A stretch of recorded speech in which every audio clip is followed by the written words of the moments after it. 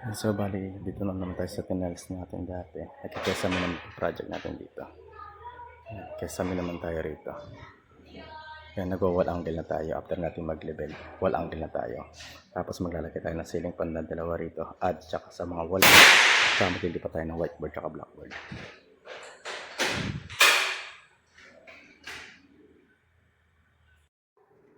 Yan, so bali tapos na tayo maglagay ng wall angle na nakapaikot. Ayan, paikot siya. Yan. Yan ang unang step natin dito. After mag-level, naglagay tayo ng wall angle agad. Yan, paikot. Susunod naman tayo, magki-carrying channel agad tayo. Medyo may kahabaan to, baka gamitin natin pag ano rin. Tapos yung metal paring pag ano.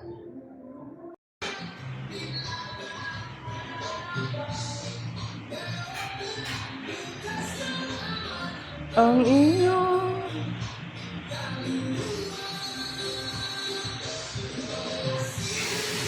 Ayan, ito na yan. Nagagawan tayo muna ng hanger bago tayo maglagay ng paring. Nagdugtong post tayo ng metal paring dito. Gawa nga na sobrang haba na to. Nasa 8 meters. Kinulang tayo ng 2 meters o 2.5 meters. 8.5 meters yung kanyang haba. Kaya nagdugtong tayo ng paring. Ayan, naghanger na muna tayo bago tayo maglagay ng paring para makapag double clip tayo para hindi lumulundo yung ating metal paring.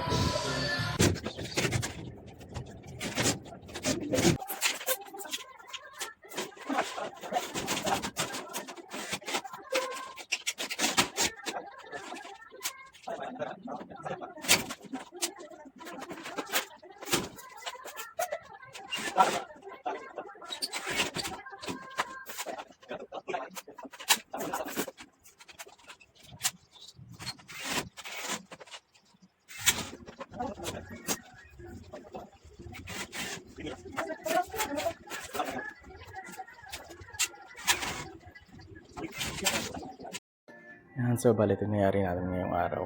Nalatagan na namin siya lahat ng framing.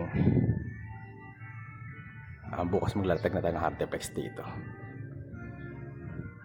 Yan, dahil sa hindi skwalado itong pinaka portion dito, kaya hindi siya skwalado.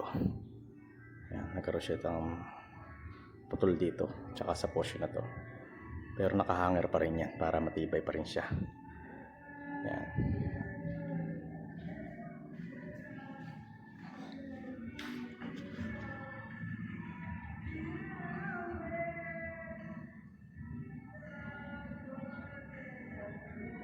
Ito yung mga wire na gagamitin natin para doon sa ating ceiling fan. Bali dalawang ceiling fan kasi yung kakabit natin. Maglalagay tayo rito ng mga abang para doon sa ating ceiling fan. Kailangan kasi naka-flexible hose siya. At the same time, kailangan yung wire niya is nga saka ganito, makapal siya. Nasa 12 to 12 ang outlet niya. Saka gagamit tayo ng junction box. Ibababa natin dito. Diyan, patay ng wire ng live dyan, papunta sa ceiling fan. Same time doon sa kabilang side. Dito, mag-junction box tayo dyan. Wala pa yung may-ari, kaya prepare na natin to kahit wala pa kaming usapan. Hindi kasi pwede maiwan to. Pag naiwan, magtatakpan ng ceiling, wala na siyang magagawa. Magmamolding tayo just in case na maiwan tong ating ceiling. Ayan, ay yung ating wiring. Kaya i-prepare muna natin yung kanyang wiring bago tayo mag-proceed sa ating next step na paglalatag ng hardteflex. Yan ang diskarte natin para di tayo mahirapan maglagay ng hardteflex. Ayan, wala pang ka-screw yan. Ano pa tayo, plantilla tayo sa gilid. Nakawang kasi. Malaki yung awang niya rito. Magka-plantilla tayo. Ay may guhit na siya. Doon na natin titirahin sa taas yan. Kaya walang alang hao kaya kahit isang tao. Dalawang tukod lang sapat na.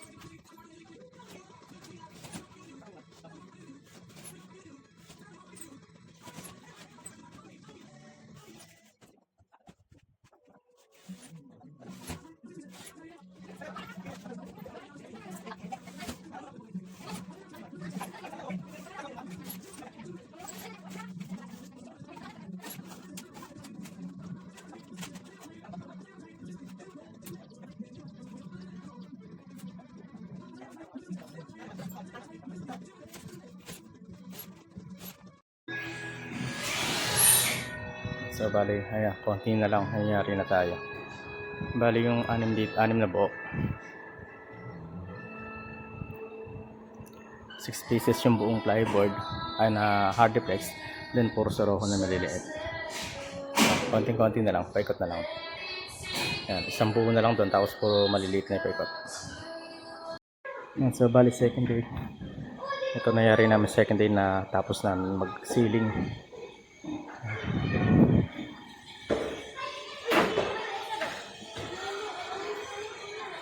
Second day yung nangyari namin.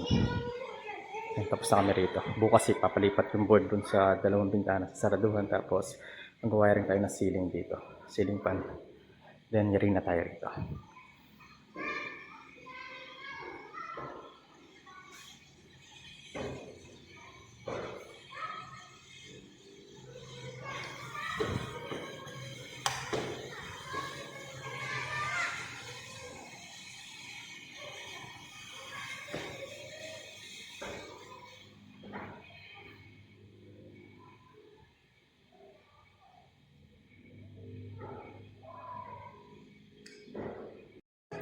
Ayan, so bali yari na tayo rito. Third day natin. Ayan, naglagay na tayo ng ayan, ceiling fan.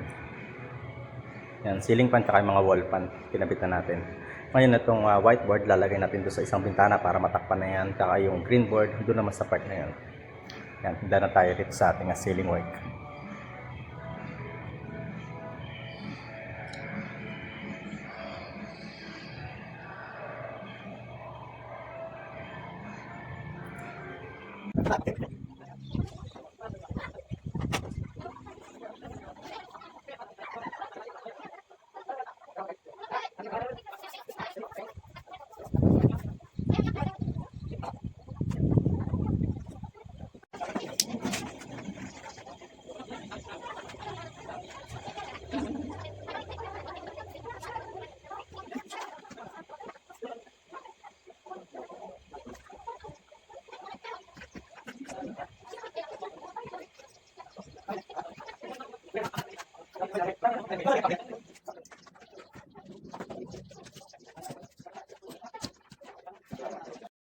Ayan, so bali nangyari na natin yung gawain natin tiles at ceiling doon.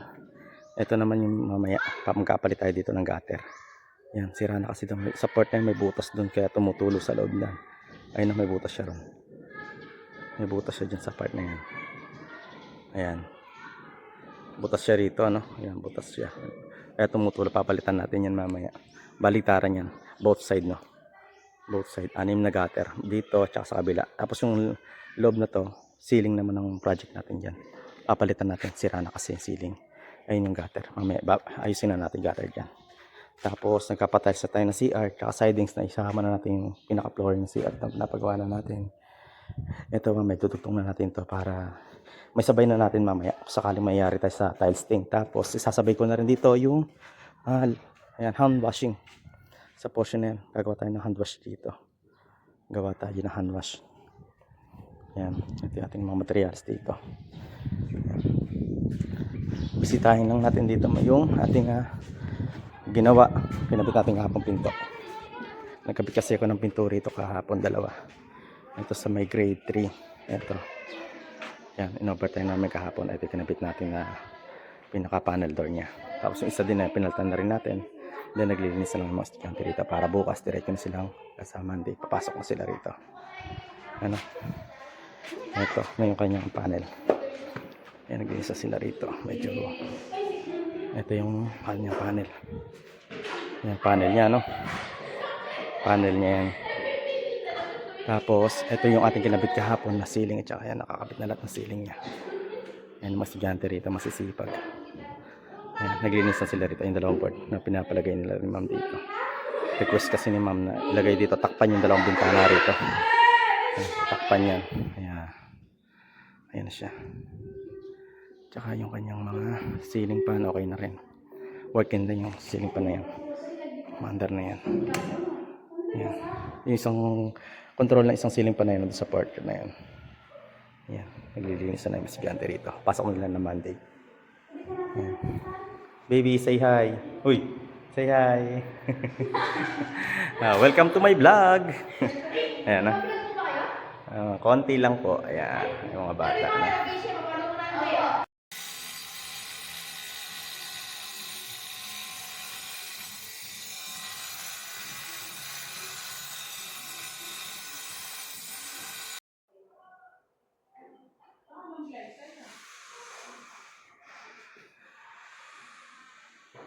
Ang sa balit ay nangyari namin dito kahapon na i-tiles sa banyo.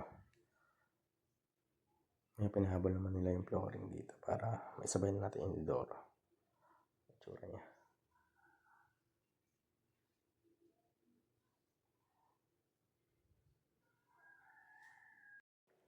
Yan, so bali eto nga ano, ginawa natin ditong CR. Tiles tsaka check natin, no. Yan na siya.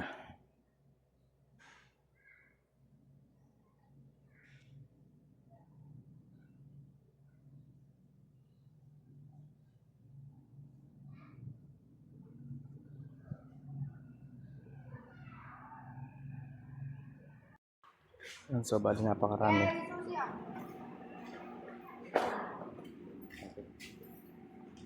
Yan, nabaklasan namin dito yung tatlong pirasong, ayan, butas yung kanyang mga gutter dun. Ayan, mga butas. Malaki yung mga butas niya. Napakabaho na to. Gawa na napakarami na tong. Ayan, dami.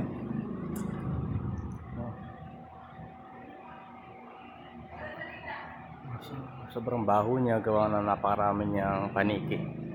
May paniki kasi dito naninirahan, kaya ayan, napakabaho.